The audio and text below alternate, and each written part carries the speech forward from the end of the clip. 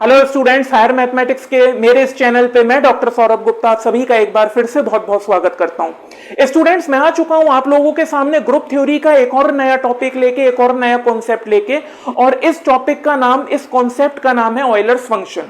Students, मैं आपको बता दूं, ज्यादातर स्टूडेंट्स को ऑयलर फंक्शन में प्रॉब्लम होती है ना, डाउट होता है कि सर ये फंक्शन कैसा होता है, ये फंक्शन किस तरह से इसका यूज किया जाता है, कैसे इसको डिफाइन किया जाता है। तो इसीलिए स्टूडेंट्स मैंने सोचा कि आज का जो पूरा वीडियो लेक्चर है वो केवल इसी फंक्शन को कॉन्सेंट्रेट करके बनाया जाए। ठीक है स्टूडेंट्स। और दूसरा इंपॉर्टेंट चीज ये है कि ये जो ऑयलर फंक्शन है स्टूडेंट, ये ग्रुप थ्योरी में स्टेप वाइज स्टेप यूज होता ही रहता है, और ना सिर्फ ग्रुप थ्योरी में बल्कि पूरी की पूरी मॉडर्न अलजेब्रा में ऑयलर फंक्शन का हर एक स्टेप पे यूज होता है। ठीक है ना स्टूडेंट्स। तो इस फंक्शन का इतना ज्यादा यूज है, इसीलिए मैंने सोचा कि एक पूरे डिटेल्ड लेक्चर केवल इसी फंक्शन को कंसंट्रेट करके बनाया जाए। तो स्टूडेंट्स, इसीलिए मैं आज आप लोगों के सामने इस फंक्शन को लेकर आया हूं। तो स्टूडेंट्स, बिना देरी किए स्टार्ट करते हैं आज का ये वीडियो लेक्चर। मैं आपको बता दूं, अगर आप लोग चैनल पे नए हो तो चैनल को सब्सक्राइब करो, वीडियो पसंद आए तो उसको लाइक करो। इसके अलावा अगर आपको आज के वीडियो लेक्चर में किसी भी तरीके का कोई डाउट होता है तो नीचे कमेंट सेक्शन में जरूर बताना। तो स्टूडेंट्स, बिना देरी किए स्टार्ट करते हैं आज का ये वीडियो लेक्चर। आइए देखिए, सबसे पहले बात करते हैं ऑयलर फंक्शन को डिनोट कैसे किया जाता है ना, किस तरह से इसका डिनोटेशन होता है। तो स्टूडेंट्स, मैं आपको बता दूं कि जो ऑयलर फंक्शन होता है वो हमेशा फाई से डिनोट होता है। बात समझ में आ रही है। अब फाई क्या है? फाई है student, phi such that set of natural number to set of natural numbers.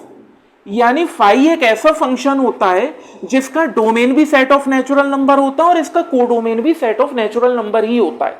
बात समझ में आ गई स्टूडेंट्स? क्लियर है। अब ये तो हो गया ऑयलर फंक्शन का एक्सप्रेशन। ठीक है, अब ऑयलर फंक्शन को डिफाइन कैसे किया जाता है इसको समझिए। देखिए, ये तो मैंने आपको बता दिया कि भाई ये एक ऐसा फंक्शन है जिसका डोमेन भी सेट ऑफ नेचुरल नंबर है और इसका कोडोमेन भी सेट ऑफ नेचुरल नंबर ही है। अब देखिए स्टूडेंट्स, अब मान लीजिए मैंने इस डोमेन से कोई एक नंबर उठाया। अब जाहिर सी बात है, कोई भी नंबर लूंगा वो नेचुरल नंबर ही होगा। तो मान लीजिए मैंने एक नंबर लिया n, मैंने क्या नंबर लिया n। ठीक है, अब ये फाई n होगा क्या? फाई n को हम डिफाइन कैसे करेंगे तो इसको समझिए स्टूडेंट्स। अब आप देखिए फाई n को डिफाइन कैसे करेंगे। Phi n is equals to total natural numbers. Phi n is equals to total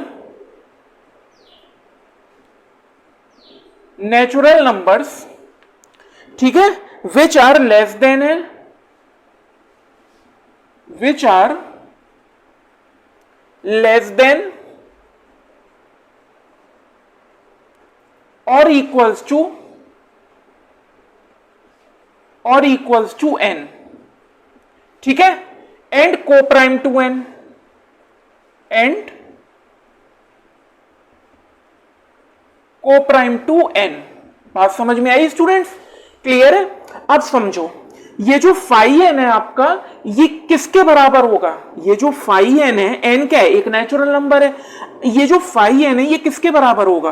तो स्टूडेंट्स देखिए, ये बराबर होगा उन सारे के सारे नेचुरल नंबर्स के जो या तो इस n से छोटे हैं या फिर इस n के बराबर हैं, यानी कि या तो n से छोटे हैं लेस देन है, या n के बराबर है इक्वल्स टू है, और n के को प्राइम है।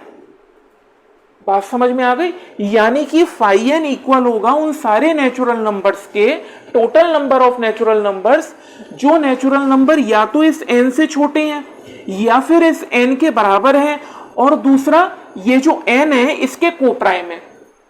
बात समझ में आ रही है? यानी कि वो सारे नेचुरल नंबर्स जो n से या तो छोटे हो या n के बराबर हो और n के को प्राइम भी होने चाहिए, यानी n के साथ में को प्राइम भी होने चाहिए। अब आप समझो कि को प्राइम क्या होता है। पहले आप इस कॉन्सेप्ट को भी समझ लो। देखो, मान लो आपको कोई दो नेचुरल नंबर्स दिए हुए हैं, मान लो a b,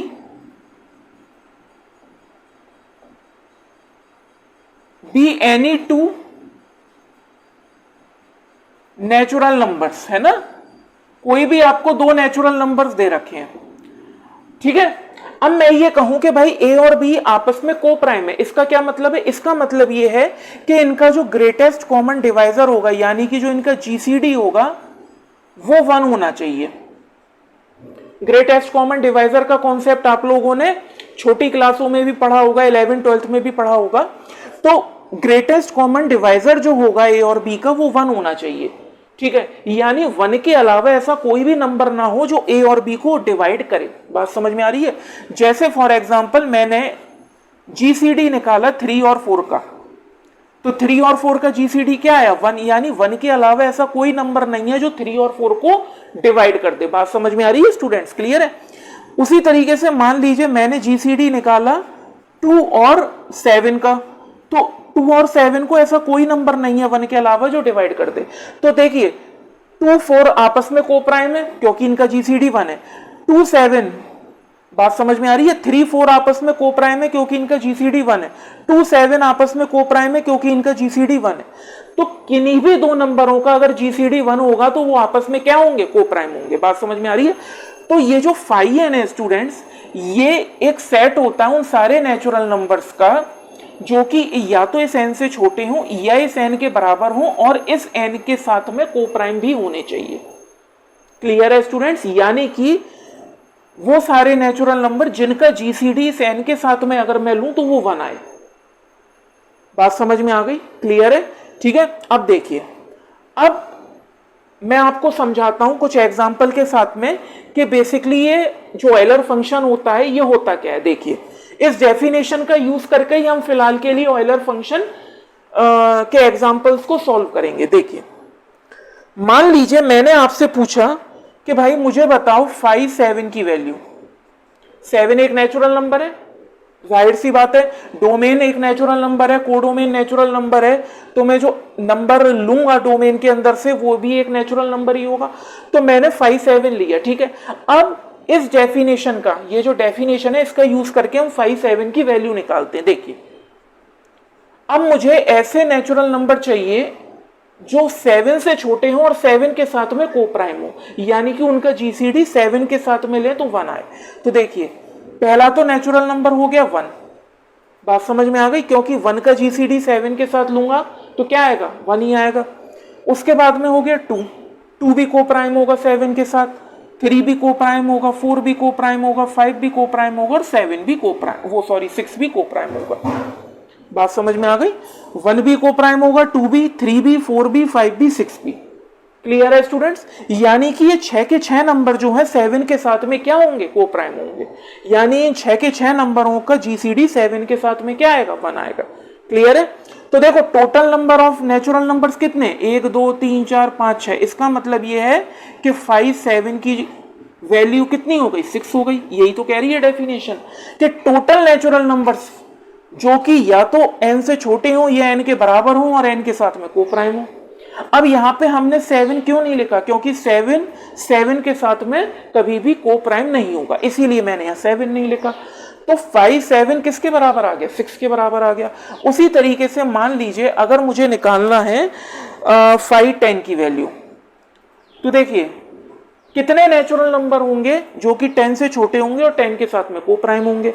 तो देखिए स्टूडेंट्स, यहां पे पहला हो जाएगा 1, दूसरा हो जाएगा 2 होगा नहीं, 3 4 होगा नहीं, 5 होगा नहीं, 6 होगा नहीं, 7 8 होगा नहीं, 9। यानी कि टोटल 4 ऐसे नेचुरल नंबर हैं जो 10 से छोटे हैं और 10 के साथ ही को प्राइम है। तो देखिए कितने टोटल नेचुरल नंबर्स हैं? 1 2 3 4। तो 5 10 की वैल्यू आ गई 4। 5 10 की वैल्यू कितनी आ गई? 4 आ गई। बात समझ में आ रही है स्टूडेंट्स? तो ये तरीका होता है एक सिंपली डेफिनेशन लगाकर ऑयलर फंक्शन की वैल्यू निकालने का। ठीक है। अब जैसे मान लीजिए मैंने निकाला 5 15 की वैल्यू। अब 5 15 की वैल्यू अगर मैं निकालूंगा तो देखो 1 आएगी क्योंकि 1 15 के साथ में को प्राइम है। उसके बाद में 2 होगा, 3 नहीं होगा, 4 होगा, 5 नहीं होगा, 6 होगा, 6 भी नहीं होगा, 7 होगा, 8 होगा, 9 नहीं होगा, 10 नहीं होगा, 11 होगा, 12 नहीं होगा, 13 होगा और 14 हो जाएगा। क्लियर है स्टूडेंट्स? बात समझ में आ रही है? तो देखो टोटल नेचुरल नंबर कितने, 1 2 3 4 5 6 7 8, यानी कि 515 किसके बराबर हो गया, 515 हो गया स्टूडेंट्स 8 के बराबर। यानी टोटल नेचुरल नंबर्स कितने हैं, 8 है ना, वो सारे नेचुरल नंबर्स जो कि 15 के साथ में को प्राइम है।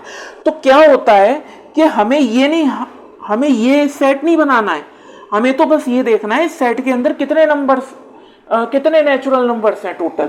जितने टोटल नेचुरल नंबर होंगे फाई एन की वैल्यू उतनी हो जाएगी। जैसे कि फॉर एग्जांपल 5 7 किसके बराबर हो गया, 6 के, यानी कि टोटल 6 ऐसे नेचुरल नंबर हैं जो कि 7 के साथ में को प्राइम है। 5 10 किसके बराबर हो गया, 4 के, यानी 4 ऐसे नेचुरल नंबर हैं जो कि 10 के साथ में को प्राइम है। 5 15 किसके बराबर हो गया, 8 के, यानी टोटल ऐसे 8 नेचुरल नंबर हैं जो कि 15 के साथ में को प्राइम है। बात क्लियर हो गई। मगर स्टूडेंट्स अब आप एक चीज ऑब्जर्व करो, यहां पे तो नंबर कम थे यानी कि छोटे थे, 7 बहुत छोटा है, आप निकाल सकते हो इस डेफिनेशन का यूज करके, है ना। 10 बहुत छोटा है, आप इस डेफिनेशन का यूज करके निकाल सकते हो। यानी आप ये देख सकते हो ऐसे कितने नेचुरल नंबर हैं जो 10 से कम है और 10 के साथ में को प्राइम है। 15 भी छोटा नंबर है तो आप निकाल सकते हो। मगर मान लीजिए अगर नंबर बड़ा आ जाए, मान लो मैं आपसे कहूं भाई 540 की वैल्यू निकालो या 500 की वैल्यू निकालो या 590 की वैल्यू निकालो, तो स्टूडेंट्स उस केस में आप कैसे इतना बड़ा सेट बनाओगे। मान लो मैंने आपसे कहा 540 की वैल्यू निकालो, तो आप कैसे देखोगे कि भाई कितने ऐसे नेचुरल नंबर हैं जो कि 40 से कम है और 40 के साथ में को प्राइम है। वहां आपको दिक्कत होगी और टाइम भी ज्यादा जाएगा। तो उनके लिए हमने कुछ इंपॉर्टेंट प्रॉपर्टीज बनाई हैं जिनकी हेल्प से हम ऑयलर फंक्शन की वैल्यू निकाल सकते हैं। अब आते हैं उन प्रॉपर्टीज पे, ठीक है। देखिए इसको मैं रब कर दे रहा हूं। अब डिस्कस करते हैं उन प्रॉपर्टीज को स्टूडेंट्स। अब ध्यान से समझिएगा, देखिए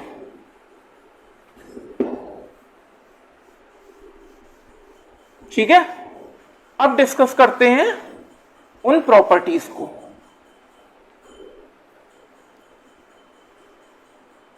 तो देखिए स्टूडेंट्स ध्यान से समझिएगा, सबसे पहली प्रॉपर्टी क्या होती है, देखिए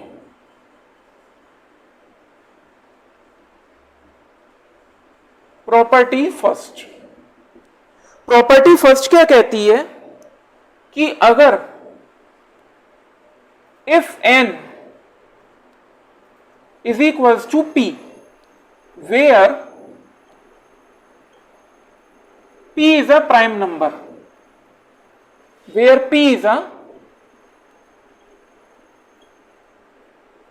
प्राइम नंबर। बात समझ में आई, क्लियर है स्टूडेंट्स।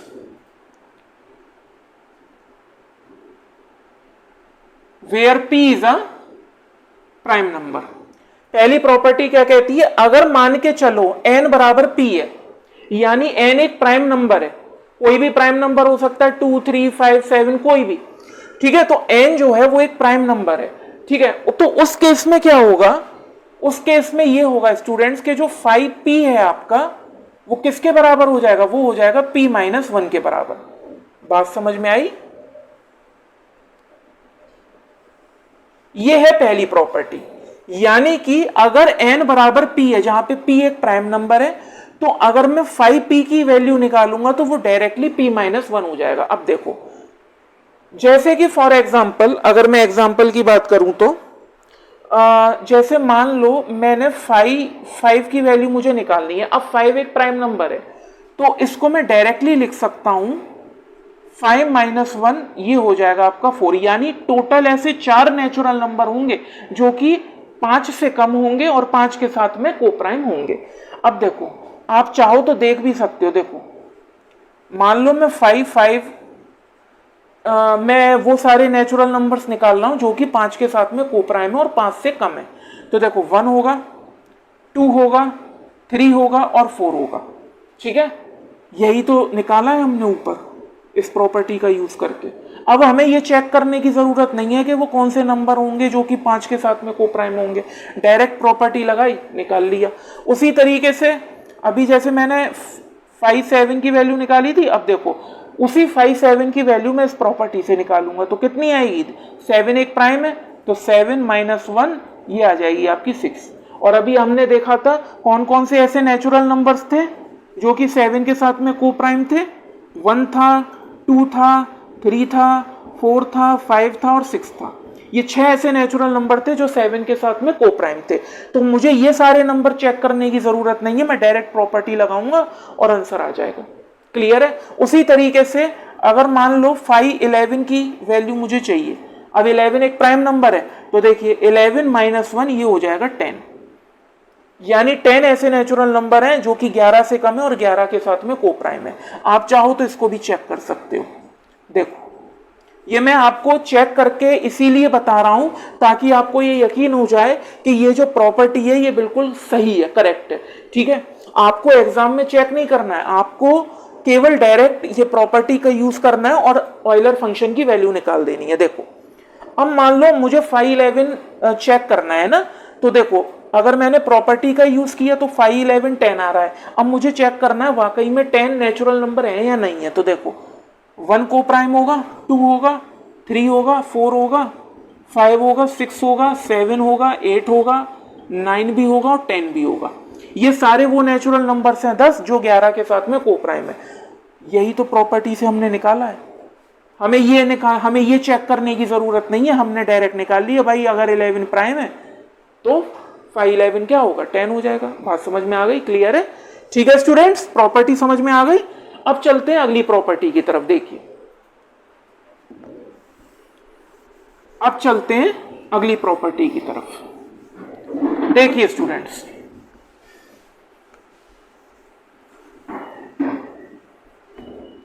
देखिए ध्यान से समझिएगा। प्रॉपर्टी सेकंड क्या कहती है? प्रॉपर्टी सेकंड क्या कहती है? देखिए प्रॉपर्टी सेकंड कहती है अगर n, इफ n यानी कि जो नेचुरल नंबर है, n यहां पे क्या है? नेचुरल नंबर है, ठीक है ना। जब भी मैं n लिखूंगा इसका मतलब है नेचुरल नंबर की बात हो रही है, ठीक है।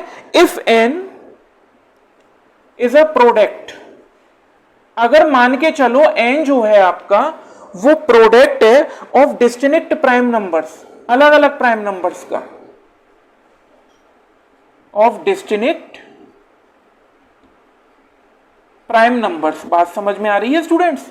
ठीक है, तो देखिए क्या कहती है प्रॉपर्टी, अगर n प्रोडक्ट है डिस्टिंक्ट प्राइम नंबर्स का, अलग अलग प्राइम नंबर्स का, इसका मतलब क्या है कि अगर मान के चलो n जो है वो बराबर है p into q into r के, ठीक है, मान के चलो, और यहां पे ये जो आपके p q और r है ये क्या है? ये डिस्टिंक्ट प्राइम नंबर्स है, ये डिस्टिंक्ट प्राइम नंबर्स हैं, यानी कि अलग अलग प्राइम नंबर्स है। बात समझ में आ रही है? डिस्टिंक्ट प्राइम नंबर्स है मतलब अलग अलग प्राइम नंबर्स हैं। तो अगर मान के चलो स्टूडेंट्स, अगर n इस फॉर्म में है तो मुझे फाई n की वैल्यू निकालनी है, यानी कि मुझे phi p into q into r की वैल्यू निकालनी है, क्योंकि n को मैंने किस फॉर्म में कर दिया? इस फॉर्म में कर दिया, यानी n को क्या किया मैंने? नॉर्मली ब्रेक कर दिया into a product of distinct prime numbers, ठीक है ना। मैंने n को ब्रेक कर दिया किस में? Product of distinct prime numbers में, ठीक है। तो अगर n को मैंने इस फॉर्म में ब्रेक कर दिया तो फाई n की वैल्यू किसके बराबर होगी? Phi p into q into r के, ठीक है। तो देखो इसको मैं क्या लिख सकता हूं? इसको मैं लिख सकता हूं phi p into phi q into phi r, इस फॉर्म में मैं लिख सकता हूं। अब आप देखो p भी प्राइम नंबर है, q भी प्राइम नंबर है, r भी प्राइम नंबर है और तीनों डिस्टिंक्ट हैं। तो यहां पे मैं पहली वाली प्रॉपर्टी लगा दूंगा।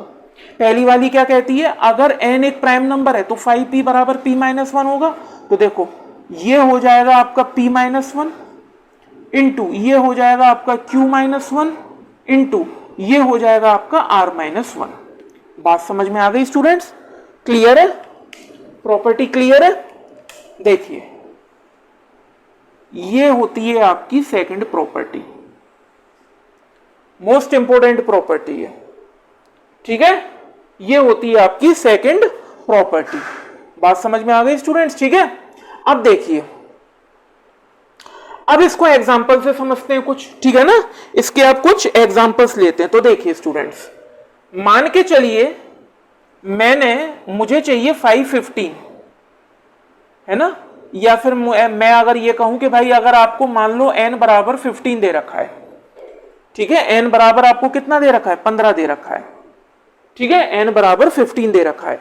अब देखो ध्यान से, इस 15 को मैं ब्रेक कर सकता हूं product of distinct prime numbers में। देखिए कैसे, मैं 15 को लिख सकता हूं 3 into 5 लिख सकता हूं, क्लियर है। अब देखो 3 और 5 दोनों डिस्टिंक्ट प्राइम नंबर्स हैं, अलग अलग प्राइम नंबर्स हैं। अब मुझे चाहिए 515 की वैल्यू, तो 515 बराबर किसके हो जाएगा, 5 3 into 5 के। तो यहां पे सबसे पहले मैंने सेकंड प्रॉपर्टी लगाई, तो ये किसके बराबर हो जाएगा, ये हो जाएगा आपका 5 3 into 5 5 के। अब देखो 3 भी प्राइम नंबर 5 भी प्राइम नंबर, तो यहां पे पहली प्रॉपर्टी लगा दो, है ना, कि भाई अगर n जो है एक प्राइम नंबर है तो 5p बराबर हो जाएगा p-1 के। तो देखिए स्टूडेंट्स, ये हो जाएगा आपका, इसको आप यहां लिख लो, ये हो जाएगा 5 3 को हम लिख सकते हैं 3 -1 इंटू 5 5 को हम लिख सकते हैं 5 -1, ठीक है। तो ये क्या हो जाएगा 2 into 4 which is 8, ठीक है ना। बात समझ में आ गई, क्लियर है स्टूडेंट्स। यानी कि मैंने क्या करा, मुझे n बराबर 15 दे रखा था, 15 को मैंने ब्रेक कर दिया दो डिस्टिंक्ट प्राइम नंबर्स में।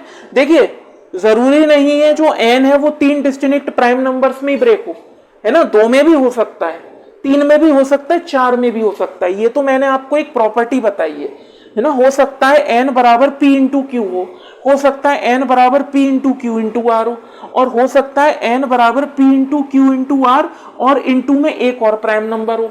तो सब में सेम कंडीशन लगेगी जैसे यहाँ पे लगी है, ठीक है ना। तो यहाँ पे n जो है दो डिस्टिंक्ट प्राइम नंबर्स में ब्रेक हो रहा था, 3 और 5। तो यहाँ पे मैंने प्रॉपर्टी लगाई, मैंने 515 की वैल्यू निकाली 5 3 into 5। अब 5 3 into 5 को मैं लिख सकता हूँ 5 3 into 5 5।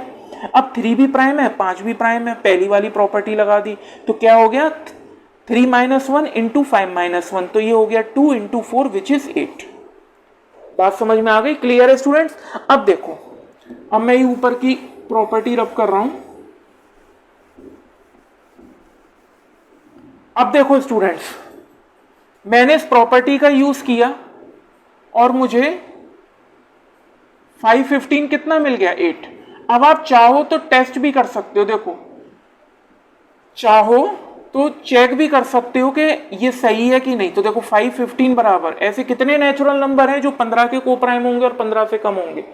1 होगा, 2 होगा, 3 नहीं होगा, 4 होगा, 5 नहीं होगा, 6 नहीं होगा, 7 होगा, 8 होगा, 9 नहीं होगा, 10 नहीं होगा, 11 होगा, 12 नहीं होगा, 13 होगा और 14 होगा। तो देखो 1 2 3 4 5 6 7 8, यही तो निकाली है प्रॉपर्टी में।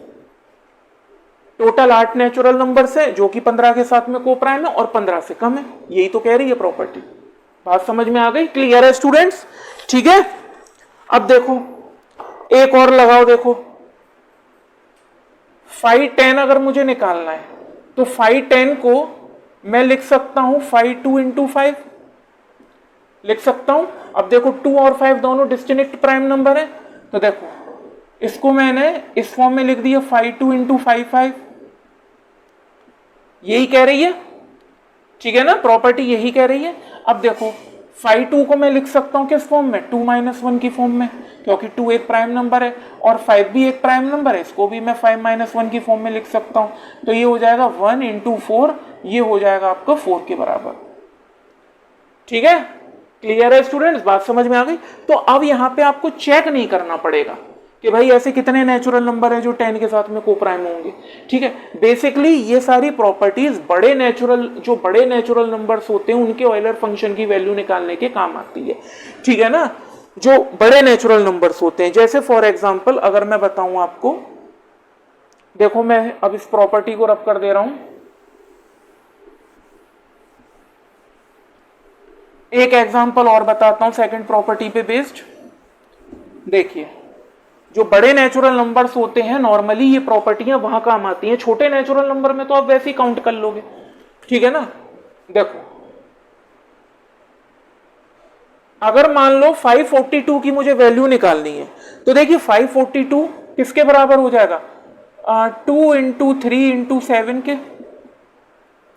ठीक है, अब देखो 2 3 7 तीनों क्या है, डिस्टिंक्ट प्राइम्स है। 2 3 7 तीनों कैसे हैं, डिस्टिंक्ट प्राइम नंबर्स हैं।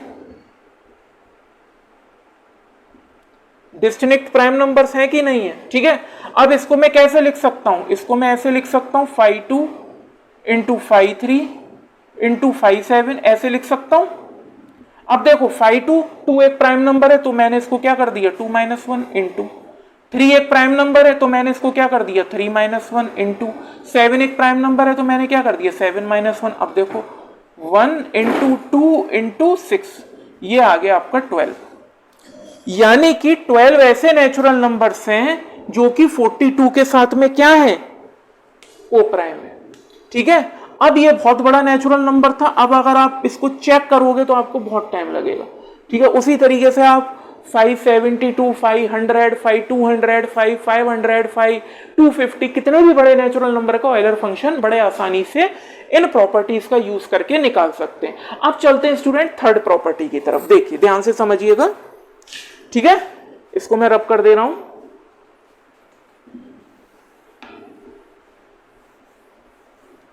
देखिए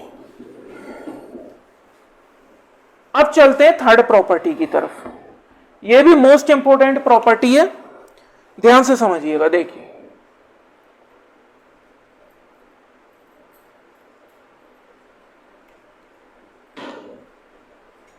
प्रॉपर्टी थर्ड,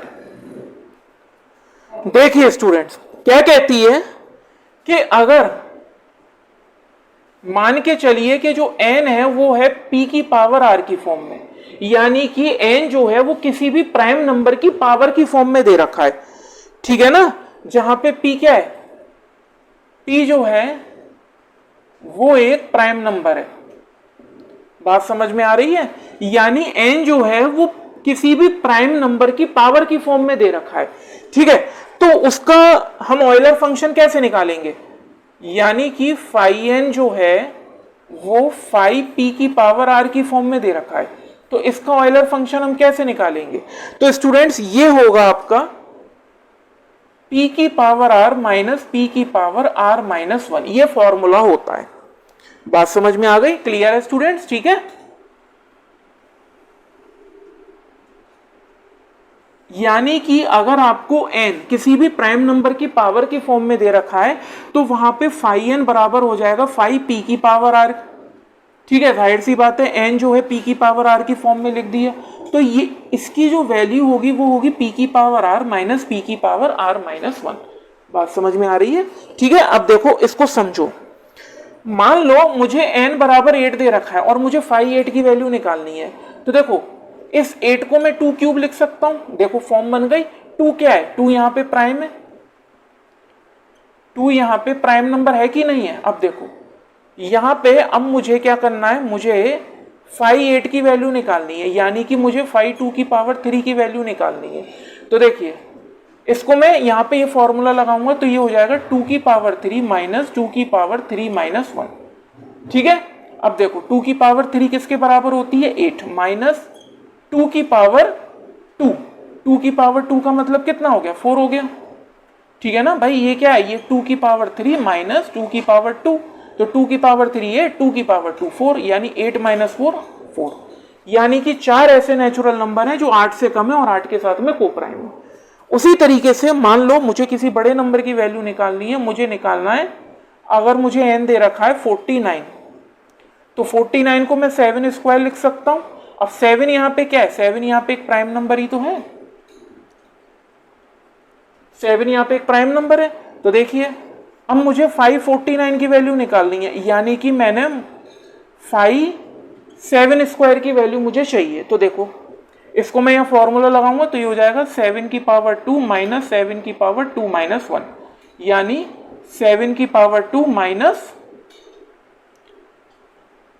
7 की पावर 1 यानी 49 माइनस 7, इसका मतलब क्या हो गया 42, यानी 42 ऐसे नेचुरल नंबर हैं जो 49 से कम है और 49 के कोप्राइम है। अब देखो 49 बहुत बड़ा नंबर है, अब टोटल ऐसे 42 नेचुरल नंबर है। अब आप अगर एक एक नंबर को ढूंढोगे तो कितना टाइम लग जाएगा, आपको 42 नंबर ऐसे ढूंढने पड़ेंगे जो कि 49 के साथ में कोप्राइम होंगे, टाइम लगेगा। तो यहाँ पे प्रॉपर्टी का यूज कर सकते हैं।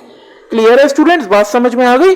ठीक है, उसी तरीके से हम मान लो हमें 5 की वैल्यू निकालनी है, तो 5 को हम 3 स्क्वायर कर सकते हैं, 5 को हम 3 स्क्वायर कर सकते हैं। तो अब देखो यहाँ पे फॉर्मूला लगा दो, तो ये हो जाएगा 3 की पावर 2 माइनस 3 की पावर 2 माइनस 1, तो ये हो जाएगा आपका 9 माइनस के 3 विच इज 6। बात समझ में आ गई? क्लियर है स्टूडेंट्स? तो ये भी बहुत मोस्ट इंपोर्टेंट प्रॉपर्टी है जो कि इसकी थर्ड प्रॉपर्टी है।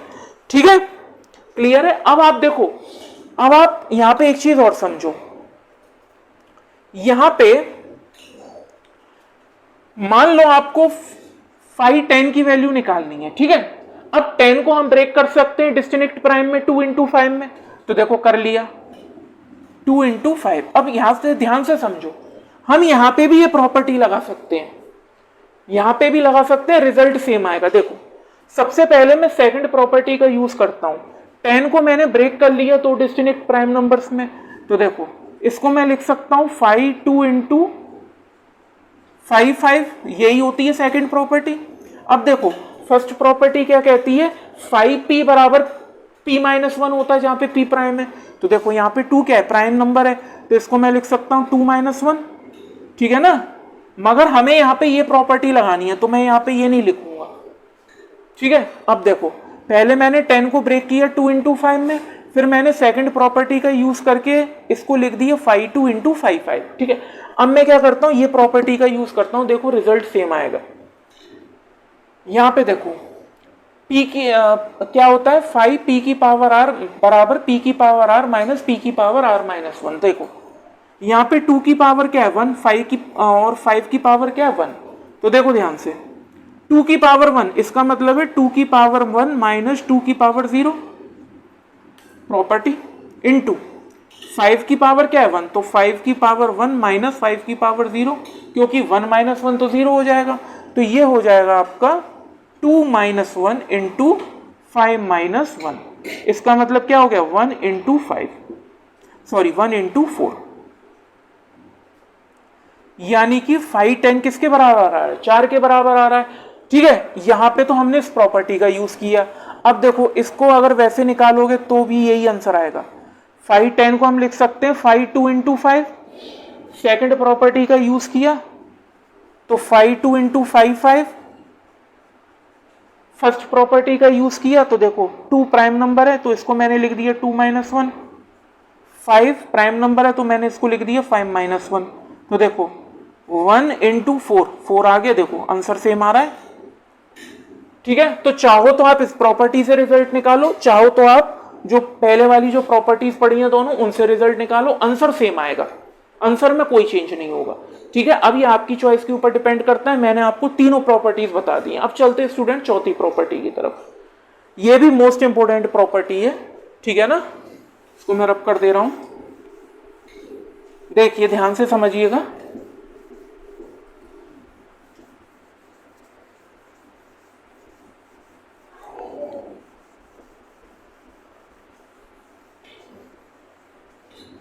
देखिए स्टूडेंट्स ध्यान से समझिएगा, क्या कहती है प्रॉपर्टी। देखो अगर मान के चलो, अब हम बात कर रहे हैं फोर्थ प्रॉपर्टी की, अगर मान के चलिए इफ n बराबर हमें दे रखा है a इंटू बी कोई भी दो नंबर्स हैं। ठीक है, और ये जो दो नंबर्स हैं स्टूडेंट ये कोप्राइम है, यानी कि इनका जो जीसीडी होगा वो 1 होगा। ठीक है, अब देखो ध्यान से, यहां पे फाई n की वैल्यू चाहिए, यानी कि मुझे फाई a इंटू बी की वैल्यू चाहिए, तो इसको मैं लिख सकता हूं phi a into phi b. अब यहां से मैं वैल्यू निकाल लूंगा। अब यहां से मैं वैल्यू निकाल लूंगा। ठीक है, तो यहां पे बस एक कंडीशन हमें ध्यान देने वाली है कि अगर n बराबर है a इंटू बी के और जीसीडी जो है a और b का वो 1 है यानी को प्राइम है, तो मैं इसको ब्रेक कर सकता हूं 5a इंटू 5। ठीक है, ये लगभग जो पहले हमने प्रॉपर्टीज पढ़ी थी उनसे मिलती जुलती है। ठीक है ना, तो लेकिन यहां पे बस एक चीज ध्यान देने वाली है, जीसीडी जो है ए और बी का 1 होना चाहिए।